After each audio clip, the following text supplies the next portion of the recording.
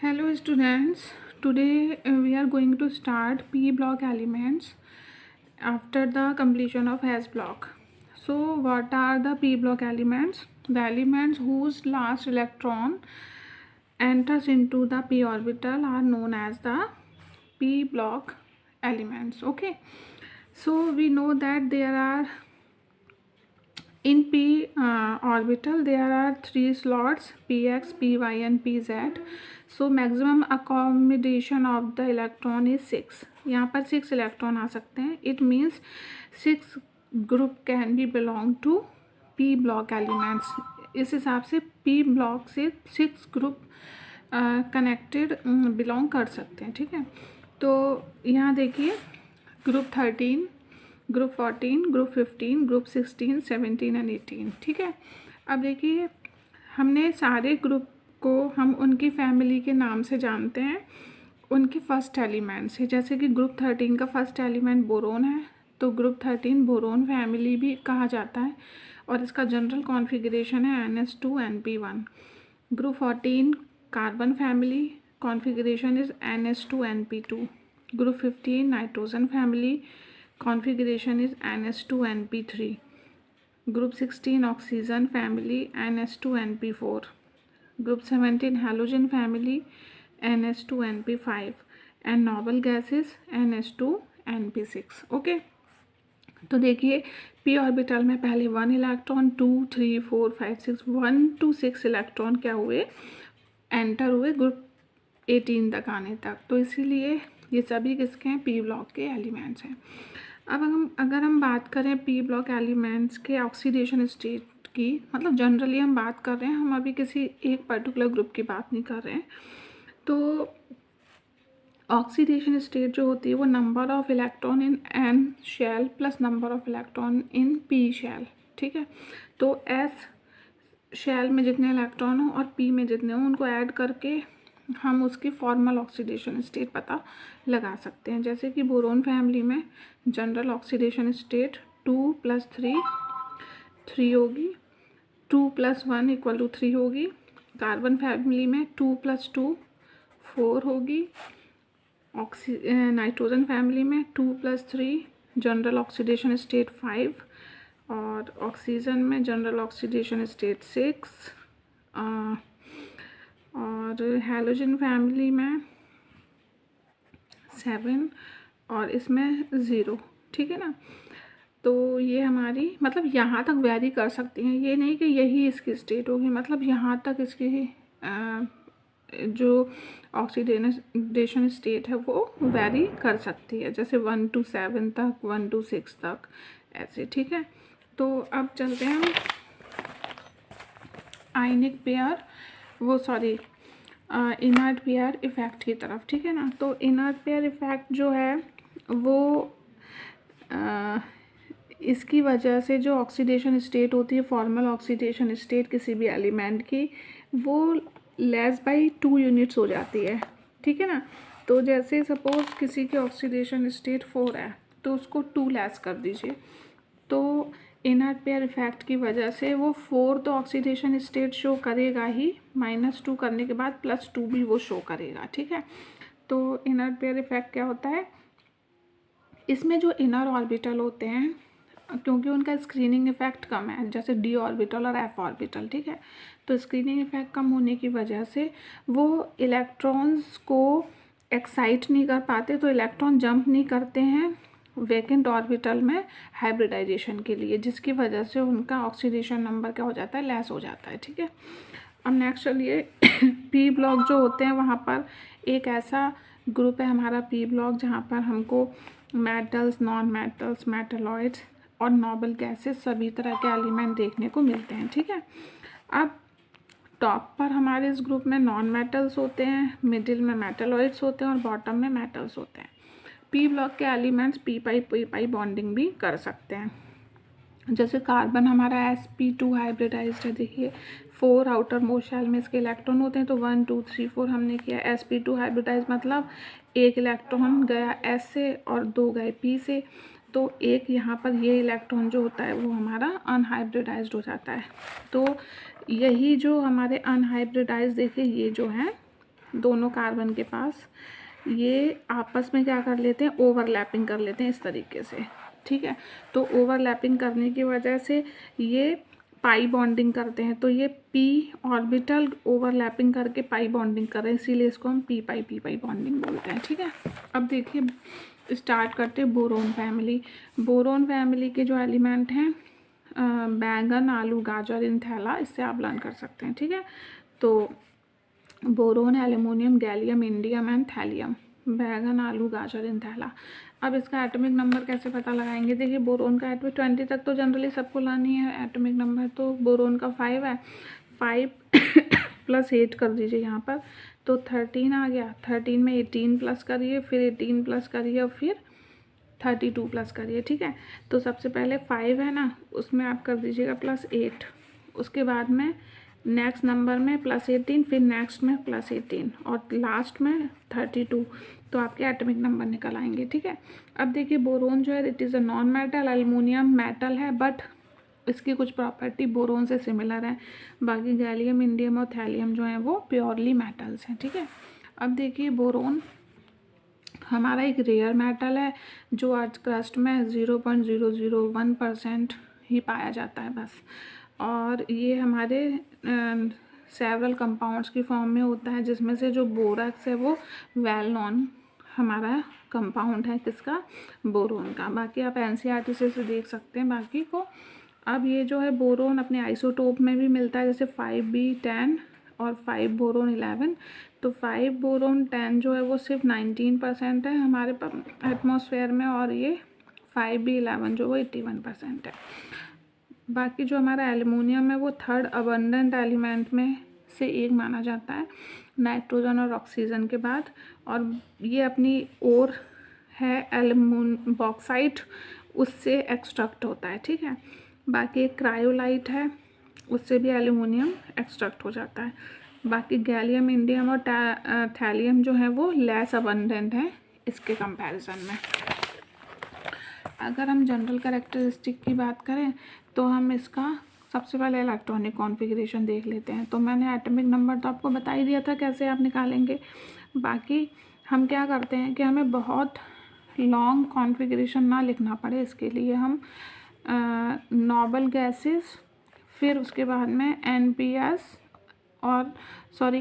और NP, ये इसको जनरल कॉन्फ़िगरेशन देकर हम इसका कॉन्फ़िगरेशन करते हैं। मीन्स यहाँ पर हम लेंगे नोबल गैस सबसे पहले, फिर NS और NP, ठीक है। जितने भी इलेक्ट्रॉन यहाँ आ रहे हो इनको लेते हैं। तो इसी तरह किया जाता है। तो सबसे पहले हीलियम, नियोन, आर्गन, क्रिप्टन, ज़ेनन, क्योंकि एटॉमिक नंबर हमारे बढ़ते जा रहे हैं। तो हीलियम का होता है 2 एटॉमिक नंबर, उसके बाद हमारे पास 3 इलेक्ट्रॉन बचते हैं जो हमें डिस्ट्रीब्यूट करने हैं S और P में, तो हमने कर दिया 2s2 2p1। ऐसे नियोन, उसके बाद हमें 3s2 3p1। आपको इजी करना है तो आप ऐसे कर सकते हैं, पहले तो आप नोबल गैसेस को लिख लीजिए, उसके बाद में हर बार एक शेल इंक्रीज़ होगा, तो 2s2 3s2 4s2 5s2 6s2 इतना कर दीजिए। अब उसके बाद ये 2p1, P में हर बार 1 इलेक्ट्रॉन ही एंटर करेगा, तो ये 2p1 फिर 3p1। अब 4s2 के बाद D शेल आ जाती है, तो 4s2 के बाद 3d10 4p1, फिर 5s2 के बाद हमारी ये 4d तो चलेगी, 4d10 5p1, फिर 6s के बाद F शेल इंट्रोड्यूस हो जाती है, तो 6s2 4f14 5d10 6p1, ठीक है। तो ये इनके हैं जनरल कॉन्फ़िगरेशन।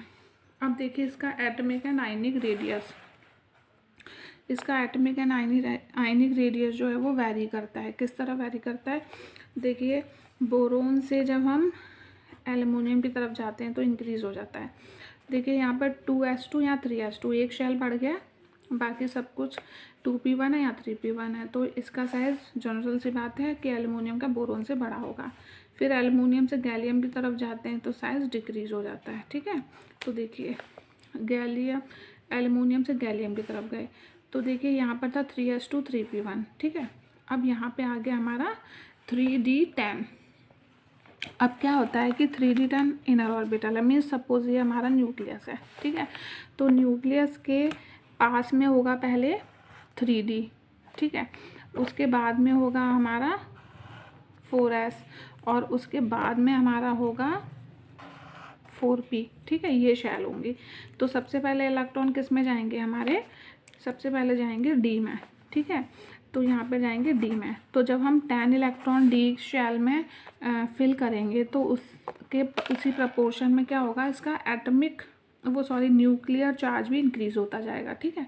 जब न्यूक्लियर चार्ज इंक्रीज़ होगा तो ये डी ऑर्बिटल्स जो के इलेक्ट्रॉन्स जो उसको अपनी तरफ पुल करना शुरू करेगा, जिसकी वजह से बाकी के 2 ऑर्बिटल जो है हमारे एस और पी वो भी श्रिंक हो जाएंगे। तो जिसकी वजह से साइज़ वैसे बढ़ना चाहिए था एटमिक नंबर के अकॉर्डिंग, बट साइज़ क्या हो जाएगा, स्मॉल हो जाएगा, ठीक है।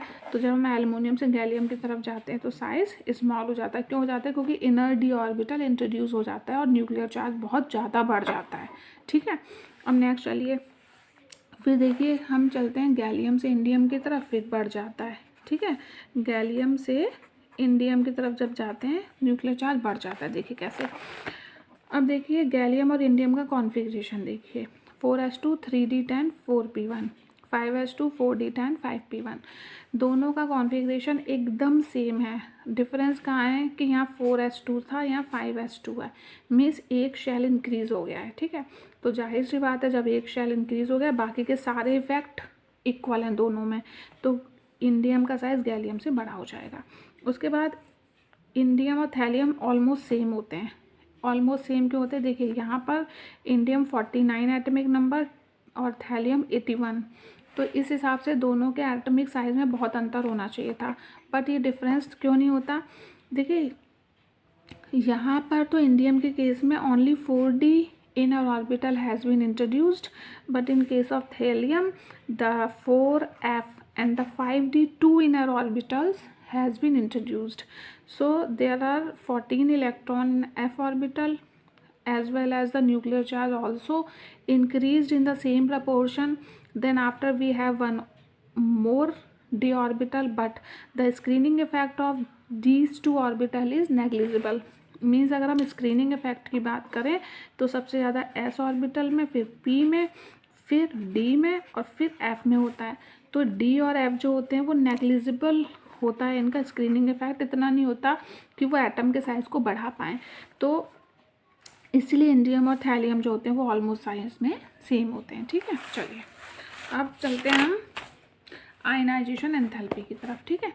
अब आयनाइजेशन एंथैल्पी उसी प्रपोर्शन में वैरी करेगी जिस प्रपोर्शन में एटम का साइज़ वैरी कर रहा था। जहाँ जहाँ एटम का साइज़ बड़ा था वहाँ वहाँ आयनाइजेशन एंथैल्पी कम होगी, और जहाँ जहाँ एटम का साइज़ छोटा था वहाँ वहाँ आयनाइजेशन एंथैल्पी ज़्यादा हो जाएगी। बिकॉज एटम का साइज़ छोटा होने से न्यूक्लियर चार्ज क्या हो जाता है, इंक्रीज़ हो जाता है, और न्यूक्लियर चार्ज इंक्रीज़ होने से आउटर मोस्ट शेल के इलेक्ट्रॉन को विड्रॉ करने के लिए हमें बहुत एनर्जी क्या करना पड़ता है, एक्सपेंड करना पड़ता है, ठीक है। तो देखिए इधर हमने आयनाइजेशन एंथैल्पी, इधर इलेक्ट्रॉन। बोरोन सबसे छोटा है, स्मॉलेस्ट एटम है अपने ग्रुप का, तो इसकी आयनाइजेशन एंथैल्पी तो ज़्यादा होगी, it is quite obvious. Then after aluminium का साइज़ गैलियम से थोड़ा सा बड़ा हो जाता है तो इसकी आयनाइजेशन एंथैल्पी थोड़ी कम हो गई। Now when we go to the gallium, इसका साइज़ छोटा होता है, डिक्रीज हो जाता है फिर से, तो इसकी आयनाइजेशन एंथैल्पी हमने बढ़ा दी। Then go for indium, indium का साइज़ क्या हो जाता है, छोटा, तो इसलिए वो बड़ा हो जाता है गैलियम से, इसलिए इसकी आयनाइजेशन एंथैल्पी कम हो गई। अब टेलुरियम जो होता है उसका न्यूक्लियर चार्ज बहुत ज़्यादा है इन कंपैरिजन टू इंडियम, इसलिए हमने आयनाइजेशन एंथैल्पी उसकी बहुत ज़्यादा हो जाएगी, तो इसलिए हमने उसकी फिर से बढ़ा दी, ठीक है। अब इलेक्ट्रोनेगेटिविटी की बात करते हैं। देखिए बोरोन से टेलुरियम तक इलेक्ट्रोनेगेटिविटी बढ़ती है। बोरोन एक्सेप्शन में चलेगा, जैसे लिथियम चल रहा था पहले, तो बोरोन की तो 2 होगी इलेक्ट्रोनेगेटिविटी, उसके बाद में ग्रेजुअली वो इंक्रीज़ करेगी 1.5, 6, 7 और 8 के हिसाब से, ठीक है। फिजिकल प्रॉपर्टी की बात करें तो बोरोन जो है वो नॉन मेटल है, एक्सट्रीमली हार्ड है, एलोट्रॉपिक फॉर्म में भी पाया जाता है अपनी, इसका मेल्टिंग पॉइंट जो होता है बहुत हाई होता है, क्यों? क्योंकि इसका लैटिस जो होता है वो बहुत स्ट्रॉन्ग होता है, मीन्स बहुत स्मॉल सा एटम है, दूसरे किसी स्मॉल एटम के साथ अगर ये कंपाउंड बना लेगा तो इनके बीच के बॉन्ड को ब्रेक करना बहुत मुश्किल होगा। तो मतलब एक ये स्ट्रॉन्ग लैटिस बना लेंगे, तो उसको ब्रेक करने के लिए हमें बहुत एनर्जी देना पड़ेगा, जिसके लिए इसका मेल्टिंग पॉइंट ज़्यादा होता है। नाउ बाकी के जो मेंबर्स होते हैं इस ग्रुप के वो सॉफ्ट मेटल्स हैं और उनका मेल्टिंग पॉइंट लो है। गैलियम का अनयूजुअल मेल्टिंग पॉइंट है, दैट इज़ 303, जिसको हम पाम पे रखेंगे तो उसकी हीट से ही वो मेल्ट हो जाता है। और इसका बॉइलिंग पॉइंट लेकिन बहुत हाई है, क्योंकि बॉइलिंग पॉइंट क्या होता है, किसी भी लिक्विड को वेपर फेज में लाना, तो बॉइलिंग पॉइंट इसका बहुत ज़्यादा है। अब डेंसिटी जैसे जैसे इंक्रीज होती है बोरोन से टेलुरियम तक, क्यों? क्योंकि एटॉमिक नंबर क्या हो रहा है, इंक्रीज हो रहा है, तो डेंसिटी भी क्या हो जाएगी, इंक्रीज हो जाएगी। अब केमिकल प्रॉपर्टीज़ की तरफ चलें तो इन एलिमेंट्स की जो प्रॉपर्टी होती है जनरली उनके ऑक्सीडेशन स्टेट पर डिपेंड करती है। ये बात हम कर चुके हैं। तो जनरल ऑक्सीडेशन स्टेट जो होती है इस ग्रुप की वो +3 होती है सबके लिए, ठीक है। जनरल या फिर फॉर्मल ऑक्सीडेशन स्टेट 3 होती है, ग्रुप 13 के हैं तो 3 होगी सभी की। बाकी इनर्ट पेयर इफेक्ट की वजह से ये जो गैलियम इंडियम थैलियम इनकी +1 ऑक्सीडेशन स्टेट भी ये शो करते हैं। अब क्या होता है, देखिए जितना अपर चल रहेंगे हम ग्रुप में, वहाँ पर जो हमारी लार्ज ऑक्सीडेशन स्टेट जो होती हैं वो स्टेबल होती हैं, लेकिन जैसे हम ग्रुप में डाउन आते हैं तो जो लार्ज नंबर वाली जो ऑक्सीडेशन स्टेट है वो स्टेबल नहीं होती, लेस नंबर वाली स्टेबल होती हैं, ठीक है। तो जैसे जब हम ऊपर थे, ठीक है, ये बैरियम बोरोन और एल्युमिनियम के केस में +3 ऑक्सीडेशन स्टेट स्टेबल है, मतलब +3 ऑक्सीडेशन स्टेट से बने हुए इनके कंपाउंड स्टेबल होंगे। बट नीचे गैलियम इंडियम थैलियम के +3 ऑक्सीडेशन स्टेट से बने हुए कंपाउंड स्टेबल नहीं होंगे, वो +1 वाले स्टेबल होते हैं, ठीक है ना। तो ऑक्सीडेशन स्टेट तो हम निकालना जानते हैं ना, उसी से आपको समझ में आएगा ये। अब देखिए केमिकल प्रॉपर्टीज़। सबसे पहले reactivity towards air. Boron unreactive है एयर से और एल्युमिनियम भी अनरिएक्टिव है, बिकॉज ये जो एक प्रोटेक्टिव लेयर ऑक्साइड की अपने ऊपर बना लेता है, ठीक है ना। तो वो प्रोटेक्टिव ऑक्साइड लेयर जो है वो उसको रिएक्ट नहीं करने देती है, बट पाउडर फॉर्म में, एमॉर्फस या पाउडर्ड फॉर्म में ये रिएक्ट कर पाते हैं और क्या बना लेंगे अपने अपने ऑक्साइड, जैसे कि B2O3 और Al2O3। ये जनरल हमने ई मेटल लिया है 13 ग्रुप का और ये ऑक्सीजन से रिएक्ट करा रहे हैं, तो हमारा ये कंपाउंड बन रहा है, ठीक है। बाकी हम अगर नाइट्रोजन से भी एटमॉस्फेयर की रिएक्ट कराएंगे तब भी ये कंपाउंड फॉर्मेशन कर लेता है। अब बोरोन क्योंकि नॉन मेटल है, इसका ऑक्साइड एसिडिक होता है। एल्युमिनियम और गैलियम एम्फोटेरिक होते हैं, मीन्स एसिड और बेस दोनों की तरह बिहेव करते हैं, और इंडियम थैलियम जो होते हैं वो बेसिक होते हैं नेचर में। Now reactivity towards acids. Boron जो है does not react with acids और बेसिस। एल्युमिनियम रिएक्ट करता है दोनों से और एम्फोटेरिक नेचर को शो करता है। अब एल्युमिनियम की रिएक्शन हमने हाइड्रोक्लोरिक एसिड से कराई, हमको AlCl3 मिल जाता है। अब AlCl3 के 2 मॉलिक्यूल आपस में अटैच रहते हैं ब्रिज स्ट्रक्चर की वजह से, जिसकी वजह से हमने यहाँ पर 2 ये एल्युमिनियम और 6Cl ऐसे करके इसको लिखा है, प्लस पॉजिटिव और नेगेटिव चार्जेस में, और हाइड्रोजन गैस लिबरेट होती है, ठीक है। अब देखिए अगर हम नाइट्रिक एसिड की बात करें तो जनरली नाइट्रिक एसिड से एल्युमिनियम रिएक्ट नहीं करता है, बिकॉज वो बहुत अच्छा ऑक्सीडाइजिंग एजेंट है, तो एल्युमिनियम की सरफेस पर वो अपनी ऑक्साइड लेयर बना लेता है, जिसकी वजह से वो रिएक्ट नहीं कर पाता है, ठीक है। अब करें बेसिस की बात, तो NaOH से एल्युमिनियम रिएक्ट करता है वाटर की प्रेजेंस में, तो ये कॉम्प्लेक्स कंपाउंड मिलता है हमको, ठीक है। इसका नाम क्या है हमारा, sodium tetra hydroxo aluminate third इसकी ऑक्सीडेशन स्टेट है यहाँ पर एल्यूमिनियम की, इसलिए हमने यहाँ थर्ड लिखा, ठीक है। और हाइड्रोजन गैस क्या होती है, लिबरेट होती है। अब रिएक्टिविटी टुवार्ड्स हैलोजन। ये जो सारे मेटल्स हैं वो हैलोजन से रिएक्ट कर लेते हैं और ट्राई हैलाइड्स बनाते हैं। तो ये मेटल लिया हमने और इसकी रिएक्शन कराई हैलो ग्रुप से, तो हमें क्या मिला, EX3। X can be fluorine, chlorine, bromine और आयोडीन, तो हमें अपने अपने ट्राई हैलाइड्स मिल जाएंगे। अब एनोमेलस बिहेवियर ऑफ बोरोन की बात करें तो क्यों होता है उसका ऐसा बिहेवियर, ग्रुप के बाकी मेंबर से अलग बिहेवियर क्यों शो करता है, because of its small size, because of its high ionization enthalpy, because of absence of d orbitals, ठीक है। एक्सट्रीमली हार्ड है, नॉन मेटेलिक है, कोवैलेंट का फॉर्मेशन करता है और प्लस डी ऑक्सीडेशन स्टेट में ये स्टेबल होता है, ठीक है। अब आ जाइए कार्बन फैमिली पे। कार्बन फैमिली की बात करें तो काशी गए संत प्रभु, carbon, silicon, germanium, tin, lead. Kashi गए संत प्रभु से आप लर्न कर लीजिएगा। यहाँ भी वही करना है आपको। कार्बन के एटॉमिक नंबर 6 आपको पता है, फिर +8, फिर +18, +18, +32, ठीक है। उससे आपको एटॉमिक नंबर पता चल जाएंगे। अब क्या है, वहाँ पे हमारा था 2s2 2p1 13 में, यहाँ पे 2p2 होगा। यहाँ p ऑर्बिटल में 2 इलेक्ट्रॉन्स जाएंगे। नेक्स्ट 3s2 3p2, फिर 4s2 के बाद 3d ऑर्बिटल इंट्रोड्यूस हो गया, 4p2, 5s2 4d10 5p2, फिर 6s2 4f14 5d10 6p2, ठीक है। और लास्ट में 6s के बाद f ऑर्बिटल भी इंट्रोड्यूस हो चुका है। अब देखिए यहाँ पर साइज़ वैसे वेरी नहीं करेगा जैसे ग्रुप 13 में कर रहा था। वो क्यों? क्योंकि ऑलरेडी ग्रुप 14 के एलिमेंट्स का साइज़ ग्रुप 13 के एलिमेंट से कम होता है। Why it is so? Because जो हमारा ग्रुप 14 है वहाँ पर अब 2 इलेक्ट्रॉन है यहाँ, ठीक है। वहाँ पर 1 था, 2 इलेक्ट्रॉन हुआ, न्यूक्लियर चार्ज भी थोड़ा इंक्रीज़ हुआ, जिसकी वजह से न्यूक्लियर फोर्स क्या करेगा, इसके ऊपर काम करेगा और साइज़ को 13 से डिक्रीज़ कर देगा, ठीक है। तो इसलिए इसका साइज़ का जो वेरिएशन है वो इतना हम मेजरली नहीं कंसीडर करते जितना हम 13 में कर रहे थे। अब देखिए इसका रेडियस, ठीक है। On going top to bottom radius क्या करेगा, इंक्रीज़ करेगा। अब नंबर ऑफ शेल भी बढ़ेगा और स्क्रीनिंग इफेक्ट भी बढ़ेगा। हालांकि डी और एफ ऑर्बिटल के केस में स्क्रीनिंग इफेक्ट कुछ खास नहीं बढ़ता है, ठीक है। अब साइज़ बहुत ज़्यादा इंक्रीज़ नहीं करता, ऑलरेडी छोटा है तो थोड़ा ही साइज़ बढ़ता है, ठीक है। Ionization enthalpy, energy of group 14 element is larger than group 13। Size of atom decrease होने की वजह से आयनाइजेशन एंथैल्पी ग्रुप 14 के एलिमेंट की ग्रुप 13 वालों से थोड़ी ज़्यादा होती है, ठीक है ना। अब going to down to group, ionization enthalpy decreases because size of atom increase, that is why. But यहाँ पर हम लेड और टिन के केस में क्या कर रहे हैं, लेड को पहले लिख रहे हैं और टिन को बाद में, ठीक है ना। तो आयनाइजेशन एंथैल्पी हम सबसे ज़्यादा कार्बन की, फिर सिलिकॉन की, फिर जर्मेनियम की, उसके बाद लेड और सबसे लास्ट में आएगा हमारा आयनाइजेशन एंथैल्पी किसकी, टिन की, ठीक है ना। अब देखिए ऐसा क्यों ले रहे हैं, देखिए यहाँ पर जो हमारा एफ ऑर्बिटल था ना उसमें 14 इलेक्ट्रॉन हमने इनर ऑर्बिटल में फिल किए तो न्यूक्लियर चार्ज भी बढ़ा, तो यहाँ पर इफेक्टिव न्यूक्लियर चार्ज काम कर रहा है, जिसकी वजह से लेड की जो आयनाइजेशन एंथैल्पी है वो टिन से ज़्यादा हो जाएगी, ठीक है।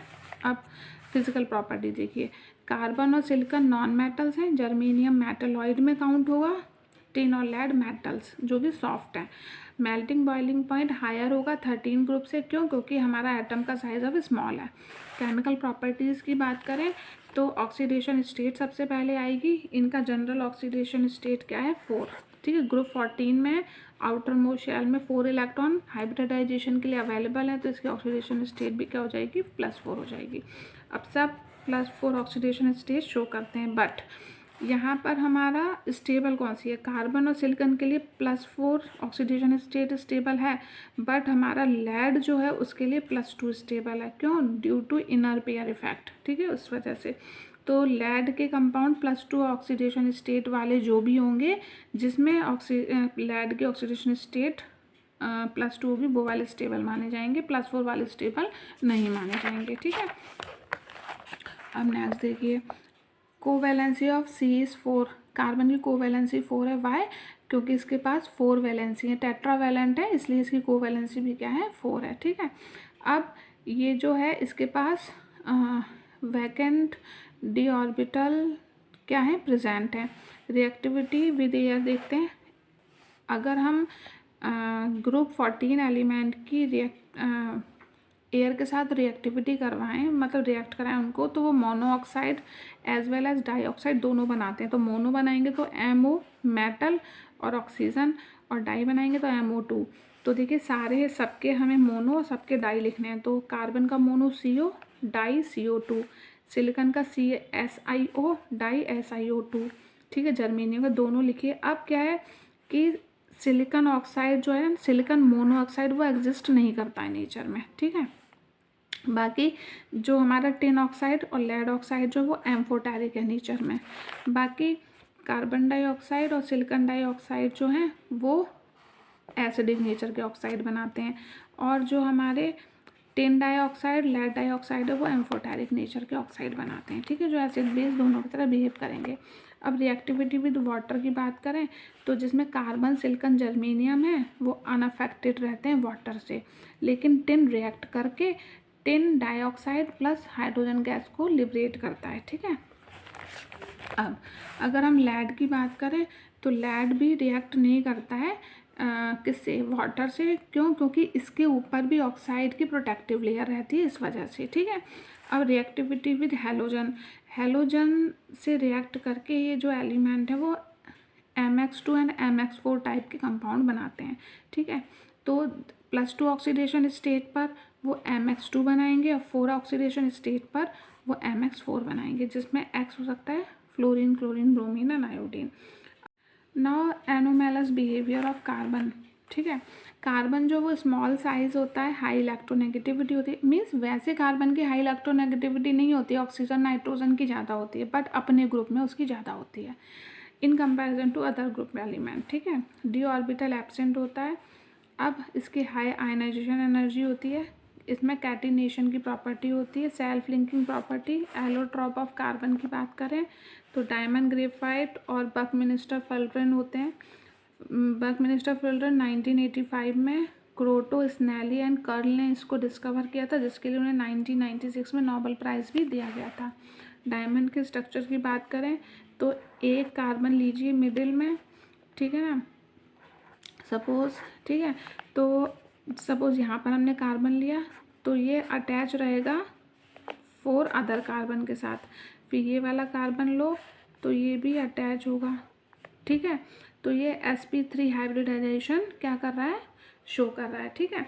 फिर ये कार्बन भी अटैच हो जाएगा डिफरेंट कार्बन से, फिर ये कार्बन भी 4 वैलेंसी के साथ अटैच हो जाएंगे डिफरेंट कार्बन से। तो ऐसे ये एक डेंस स्ट्रक्चर बना लेता है, ठीक है। यहाँ पर sp3 हाइब्रिडाइजेशन है, टेट्राहेड्रल शेप है और इनकी बॉन्ड लेंथ है 5154 पिकोमीटर, ठीक है, बॉन्ड लेंथ है।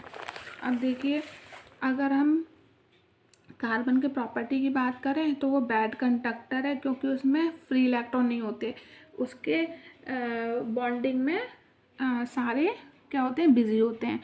और इसके स्ट्रक्चर की बात करें तो ये एक रिजिड मटेरियल है जो कि हार्डेस्ट मटेरियल में काउंट होता है। अगर ग्रेफाइट की बात करें तो ये लेयर्ड स्ट्रक्चर होता है।